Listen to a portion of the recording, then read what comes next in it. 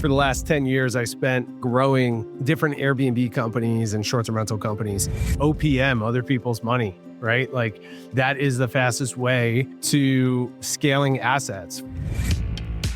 This is Ryan Atkinson, and you're listening to the UpUp Podcast, where we uncover the secrets of building and running successful businesses. And today, I am so excited to have Eric Moeller, founder of Freewyld, a revolutionary cabin rental company blending nature's beauty with the convenience of city access. With a string of successful ventures under his belt, including Coda Homes and Overnight Success, Eric's here to share how he's redefining hospitality, scaling his brand, and creating extraordinary stays that guests can't stop talking about. Eric, I'm so excited to have you on today. Thank you so much for being here. Yeah, thanks for having me, Ryan. Appreciate it. Let's wind back the clock a little bit just for our listeners, just to lay a foundation of who you are, because you grew up in a construction family, but then you pivoted into real estate. Just to lay that foundation of like where your journey begins, like what inspired that shift into real estate?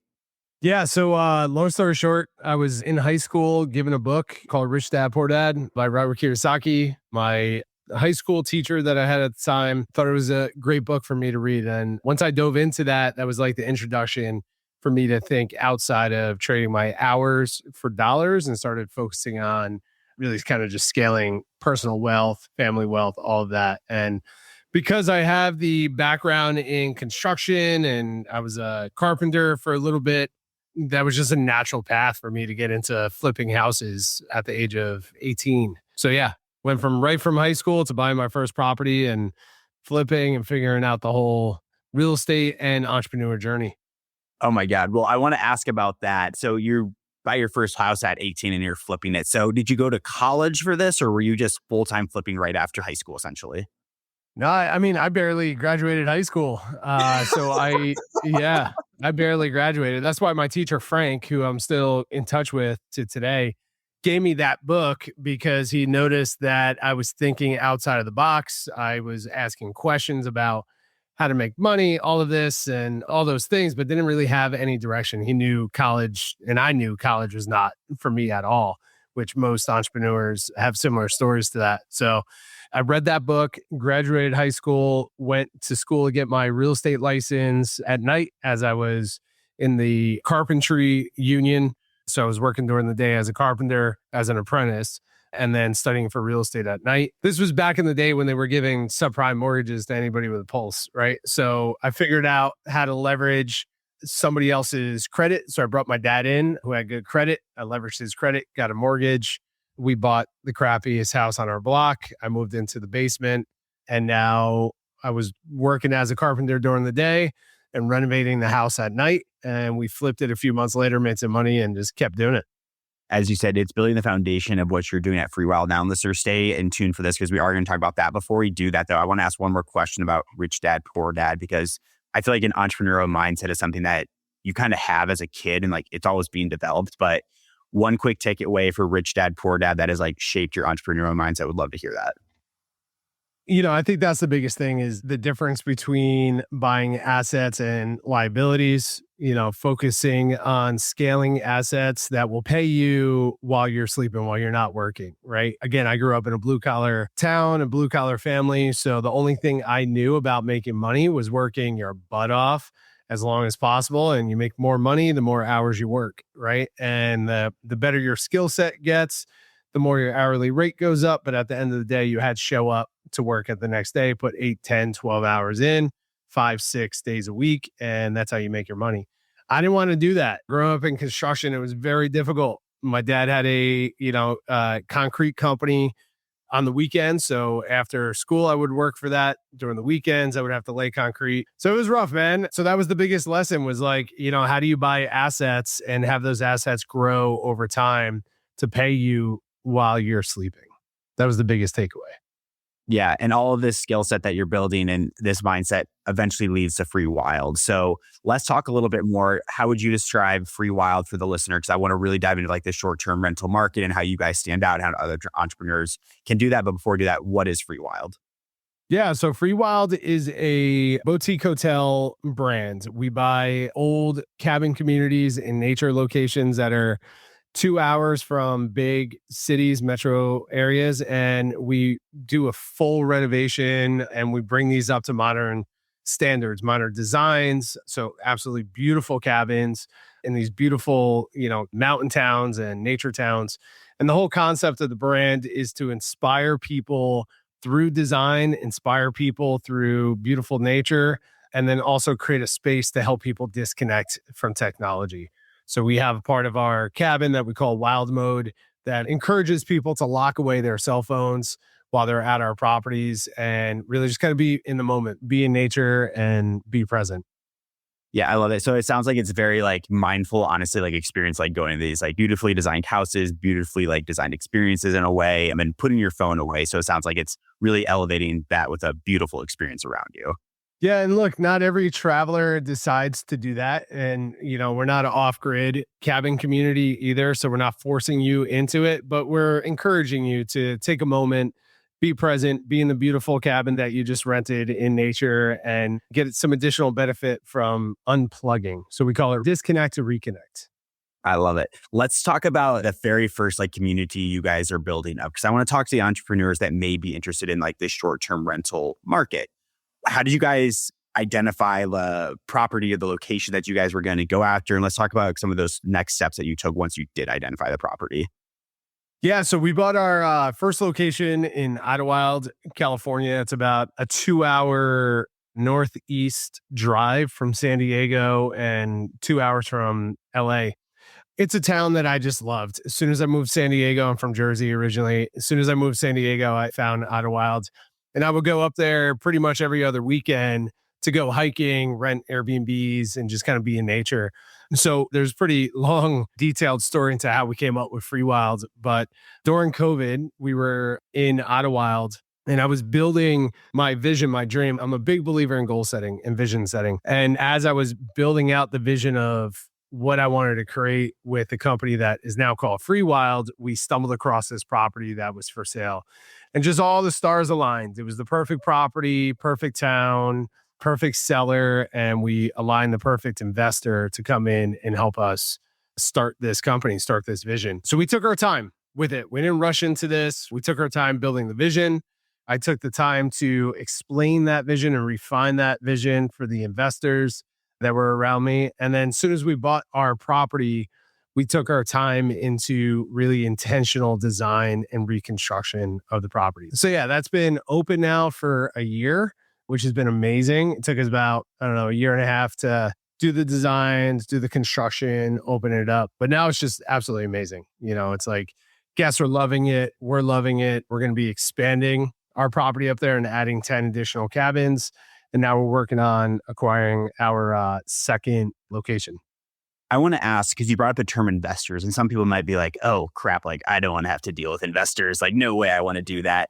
Is this a business model where you need investors, or are there ways to get your first property without investors? Because then I feel like it kind of gets in like the real estate investing thing. So we'll love to hear your take on that. Yeah, look, I mean, it depends on the individual, right? It's like, what we did up there required millions of dollars. And, there's three ways of doing it. You could bring your own millions. You could go to an investor. You can go to a bank. That's as simple as it is. And if you read that book, Rich Dad Poor Dad, and just, investing in general, why wouldn't you get an investor? Why wouldn't you bring a bank in? Like OPM, other people's money, right? Like that is the fastest way to scaling assets. For me, Freewyld is a generational company. This is something I'm building that my grandkids will be able to put their hands on one day, right? This is, in my opinion, what's going to change the generational wealth in my family. So I'm taking my time with it. And I need investors because I got a big vision. We will have Freewyld locations in the most beautiful nature locations all around the world. And this is something I'm going to be leading and developing over the next 10 plus years, right? So yeah, investors is just part of the process of growth. I mean, if you're blessed and you have the ability to put your own millions into it, okay, that's fine. But even the wealthiest people I know leverage their money and their contacts to bring other OPM in to scale their ability to buy more assets. That should always be the game, is to like, acquire cash flowing assets as much as possible.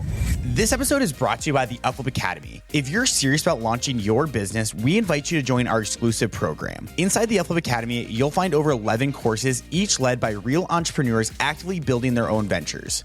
These aren't just lessons. They're step-by-step guides that get you from idea to launch, then help you scale to 6 figures and beyond. Plus, you'll join a supportive community filled with like-minded individuals to help hold you accountable and keep you motivated.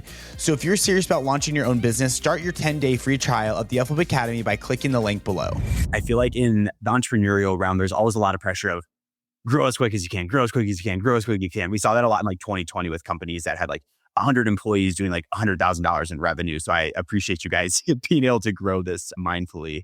Yeah, and just touch on that real quick. I mean, that's 100% the reason why I'm taking my time with this. And I've decided to not play the hockey stick, right? The hockey stick growth game where it's like, just grow, grow, grow, grow. Forget about profit. It's only about revenue. It's only about how much of the market we can take over. And look, that works sometimes. Most of the time it doesn't. But regardless, if you enter into that game, you got to be willing to play that game. And that's a crazy game to play. And I'll be 38 in a few months here. So I've been in entrepreneurship for 20 years now, which is kind of crazy to think about. And I've always played that game of like, how fast can I grow and how big can I go and all this stuff. And it's fun, but it's stressful. It takes the joy out of the journey. And I recognize, like, regardless of the size of Freewyld, like what it is right now gives me so much joy and I freaking love it. And people that interact with the brand absolutely loves it. So it's like, okay, this is the goal. And then over time, it's like, okay, how do we just continue to grow this in a sustainable way? And one day it might hockey stick. And if it doesn't, that's okay. But, gotta have fun with the process. Absolutely. And what comes with this process is, of course, landing your first client. Someone might be all jazzed up about this, like, oh my gosh, like I know how to bring on investors. I want to build something that I can love to do. But what's really important is actually landing clients. So I'd love to hear about your guys' acquisition strategy early on in the company and how that has shifted.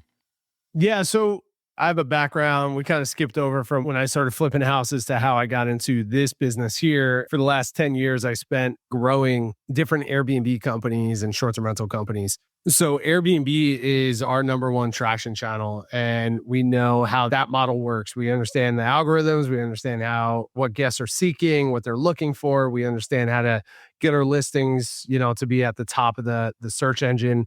So we put a lot of effort, and we still every day put a lot of effort into making sure that Airbnb is driving as many bookings as possible. But with that said, one of my goals this year was to expand, and this is why I'm on this podcast, is I wanted to expand my business through storytelling. I wanted to expand my brand through storytelling. So, we put a lot of effort into telling the story and the experience of our brand, of Freewyld, of our cabins through social media and different avenues. So when we first launched the property, 100% of our bookings were coming in through Airbnb. Now we're about 30 to 40% direct bookings and the rest being on Airbnb. So eventually we see it tilting to where our brand will have that demand where people are coming to us through freewyld.com and social media. I will always be on Airbnb. I've made millions of dollars on that platform. I love that company. It's changed my life. So we'll always be there.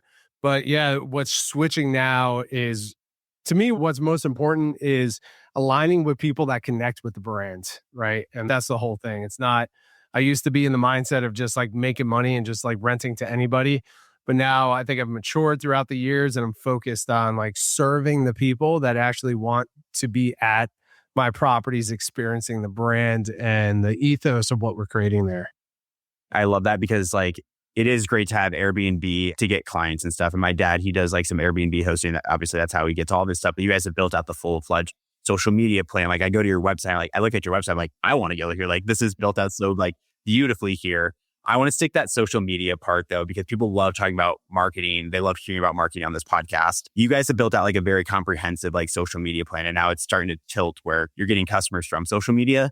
Can you talk about like what that social media strategy consists of?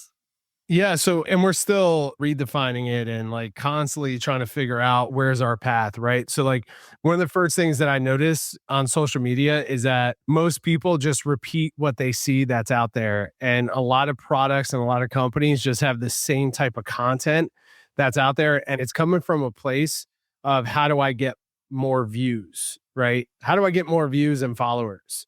So, there's real no soul or connection to the content that people are putting out there, and I'm talking this is an experience share. I did that for many, many years, and I never enjoyed the content I was creating, and I never really connected with the people that were following my content. So I wanted to shift that, and we put a lot of intention. At the end of the day, everything about Freewyld is intentional. We put so much intention into what's the feeling that we want our followers, if someone lands on one of our reels, what's the feeling we want them to have when they land on that? When they click on our page at Stay Freewyld, what's that experience like as they're going through trying to discover who we are as a company, right? So we put a lot of intention into who are we serving, who are we talking to, what's that experience, what's that feeling, what does it look like? How do we tell the story of what we do with our cabins in a digital format? What we recognize is it all comes down to storytelling. So for us, it's storytelling.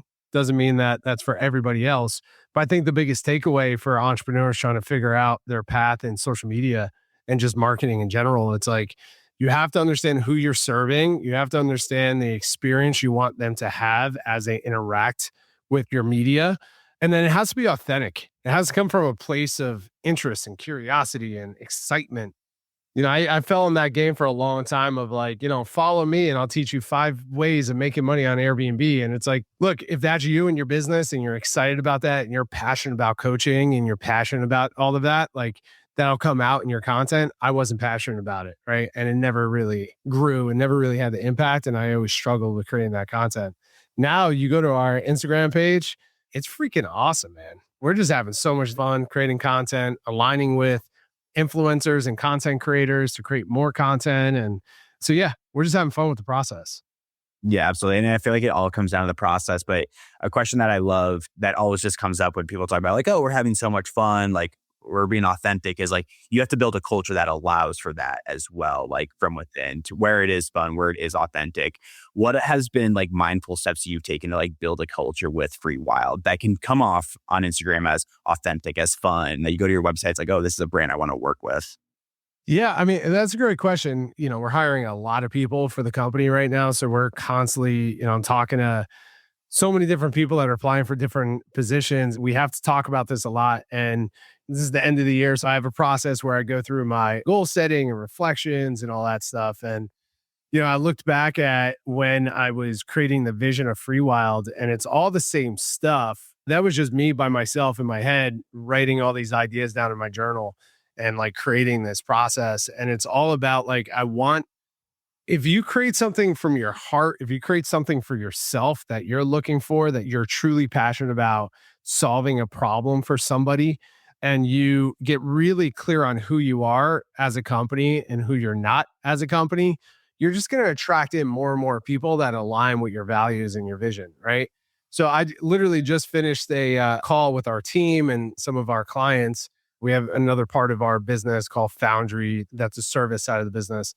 And I was walking them through our goal setting and reflections. And like one of my reflections for this year is just like how blessed I am to be surrounded by so many incredible people that connect with this brand. And it's all the same ethos of like beautiful cabins, incredible hospitality. That's, where unreasonable hospitality came from. It's our number one core value, and an incredible book that everyone needs to read. If you haven't read it already, it's called Unreasonable Hospitality. It's very connected. Like even my studio that I'm in right now, it reflects my business. The shirt that I'm wearing, the clothing that I wear literally reflects my business. It's all intertwined, right? It's part of my heart and soul that I'm putting into this, and people connect with it. Not everybody connects with it. I get people all the time that's like, hey, why don't you just focus on buying? They try to distract you from certain things, and that's fine. But the people that I'm working with, it's incredible. The investors that we're aligned with is awesome. Team members are incredible. The guests that stay at our properties are incredible. So I don't know if that answered the question, but hopefully that kind of guides, people into the mindset of how to do it. I want to hit on one more question before we go to our fan blitz question. And that would be, you've been an entrepreneur now for 20 years. If you could go back and give advice to your 18-year-old self, your old, like just flipping a house type of self, you're going to be an entrepreneur, like what advice would that be to them? Yeah, another good question. I've been thinking about this a lot, actually, because after a while of being in entrepreneurship and business, like you start thinking that, but then you also want to start helping other entrepreneurs as they're coming up, right? So I've been thinking of that question a lot. And the advice that I've been giving a lot of young entrepreneurs is slow down, but then also speed up, if that makes sense. So slow down with the process. If we're lucky, we have a long time on this earth to build these businesses. We don't need to be the unicorn company tomorrow. That's not the point. Literally the tacky saying of enjoy the journey, not, it's about the journey, not the destination. That's 100% true, right? Like if you're not enjoying the process and the discovery of who you become as an entrepreneur through building businesses and overcoming challenges and solving problems and achieving goals and not achieving goals, if you're not enjoying that, then you have to switch your mindset immediately on that. So yeah, when I was younger, it was like, I would beat myself up a lot. Like, I'm not a millionaire yet. That means I'm a failure as an entrepreneur. So there's a lot of advice I would go back and share, but that's really the most present of what I'm going through now and kind of share with quite a bit of people. I love it. Well, you've been sharing some great insights on this podcast. So I have loved this conversation. We're going to go to our fan blitz questions. And these are questions submitted from our community. And guys, if you want to join on a world-class entrepreneurs, go to www.youtube.com/upflip and submit your questions there. But Eric, ready for our last 5 questions? Let's do it. Perfect. Number 1 is, when did you know it was the right time to make the leap? Did you wait until your business was earning good enough money first, or risk everything? Jump it immediately. I mean, like if obviously you got to, protect yourself, like depending on where you're at in your stage, if you got a family and responsibilities, don't burn all the boats. I got into entrepreneurship when I was young, and my sister told me, she's like, hey, plan B distracts from plan A. So go all in on plan A. And plan A was for me to build a real estate company. So I quit my carpentry job, given I was 18 years old. So I didn't have a lot of responsibilities, or 19, whatever it was. I moved into the basement.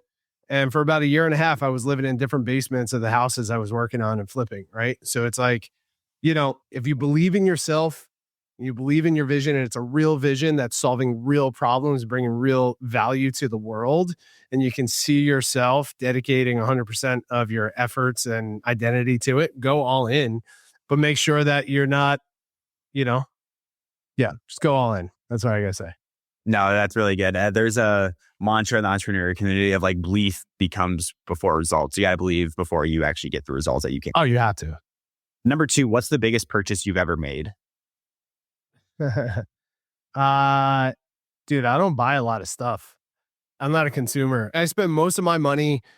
I have an unlimited budget when it comes to my health and education. I learned this from my buddy, Dan Martell. Unlimited budget when it comes to education and health. So I invest all of my money into books and masterminds and coaches and all that stuff. And then I also invest all of my money into optimizing my health, right? In every way. So I would say all my money goes there. My personal stuff goes there. We live in a beautiful house here in San Diego. We're not on a budget when it comes to this, so we're blessed in that standpoint. Everything else goes into business, buying assets for the business, people. So yeah. If you could go back and change one thing about your business, what would it be? I don't know. I don't think I would change anything because I feel like businesses are constantly evolving and changing naturally. Yeah, there's nothing that comes up for me on that. And that's okay. Number 4, if you could give someone with not a lot of capital and not many friends in high places one piece of advice, what would it be? You got to get a lot of friends in high places. Like take the effort to network, meet the people. I literally moved from New Jersey to San Diego into a house called the Epic Entrepreneur House, where 5 other startup entrepreneurs, young entrepreneurs that had 6-figure, 7-figure businesses, started this incubator home where they brought together other entrepreneurs to strictly just focus on growth, personal growth, business growth, all of that. And I literally burnt all the bridges in Jersey, right? Because I was surrounded by negative people. I was unhealthy. I was unhappy, like all this stuff. And I literally moved across the country into a house full of people I did not know, simply for the fact of surrounding myself with more positive people. And that changed my life. There's a famous saying or quote that you are the total sum of the 5 people you spend the most time with, right? And you got to think about that. And you got to look around of like, who's giving me this information? Like, who's the input? Do they inspire me? Do I want what they have? Do who they are and what they do inspire me on where I want to go? And I learned too that not every single relationship in your life needs to be a relationship for life, right? So you get to, as an adult, pick and choose who's in your life and who you spend time with. So the number one thing, obviously, is invest in yourself. Education, you have to read, you have to expand. With AI and freaking YouTube, you can become an expert on literally anything. So do that, and then do everything possible to surround yourself with people that will level you up. It's an absolute must, because with that, you'll figure out the code to raise the money to build the thing, and then you'll figure out how to hire the people to help you build the thing. And like, it all comes from being surrounded by people that want to hold you up and lift you up versus hold you down. I love it. That is such good advice. Last fan blitz question for you, number 5. How has success changed you as a person? How success changed me as a person? It makes me hungrier. It makes me more confident. It makes me more excited.